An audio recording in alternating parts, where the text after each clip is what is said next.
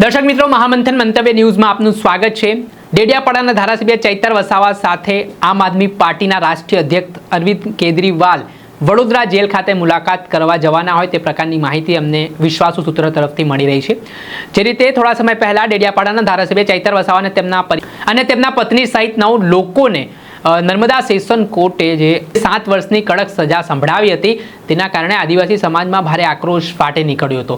આને લઈને આદિવાસી સમાજમાં નારાજગી પણ જોવા મળી રહી છે। થોડા સમય પહેલા આમ આદમી પાર્ટીએ પણ ડેડિયાપાડામાં ચૈતર વસાવાના સમર્થનમાં સંમેલન બોલાવ્યું હતું ને હાલ આ મામલો ગુજરાત હાઈકોર્ટમાં ચાલી રહ્યો છે, જેમાં ચૈતર વસાવા પક્ષના વકીલ અને સરકારી પક્ષના વકીલ બંને પક્ષના વકીલોએ દલીલો પણ કરી હતી અને હવે દલીલના અંતે આગામી 24 ઓગસ્ટના દિવસે આ મામલે મહત્વની સુનાવણી થવાની છે। ચુકાદાને લઈને ધારાસભ્યનું ભવિષ્ય નક્કી થવાનું છે કે તેમને જામીન મળે છે કે પછી તેમના જામીન ફગાવવામાં આવે છે।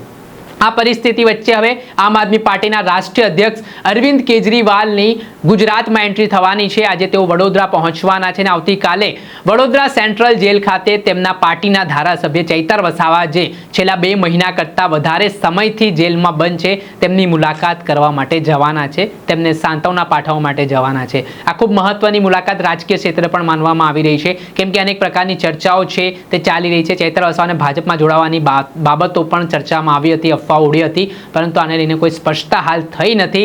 પણ હવે આમ આદમી પાર્ટીએ ડેમેજ કંટ્રોલ કરવાની શરૂઆત કરી છે। ચૈતર વસાવાના પરિવાર સાથે સતત સંપર્ક કરવામાં આવી રહ્યો છે અને સાથે ચૈતર વસાવાની જે મુલાકાત સાથે જ અરવિંદ કેજરીવાલની આ જે ચૈતર વસાવા સાથેની મુલાકાત છે તે ખૂબ મહત્વની માનવામાં આવી રહી છે। જોવાનું રહ્યું શું થાય છે। આવતીકાલના દિવસે જે અરવિંદ કેજરીવાલ અલગ અલગ મુદ્દે ચર્ચા પણ કરવાના છે જેલમાં સમય લઈને ને આ ગુજરાતના રાજકારણ માટે પણ ખૂબ મહત્વના સમાચાર સામે આવી રહ્યા છે, પરંતુ આ મામલે આમ આદમી પાર્ટીએ કોઈ સત્તાવાર જાહેરાત છે તે કરી નથી। પણ આમાં વિશ્વાસુ સૂત્રો જે રીતે અમને માહિતી આપી રહ્યા છે તે મુજબ અરવિંદ કેજરીવાલની આ મુલાકાત ખૂબ જ સૂચક માનવામાં આવી રહી છે।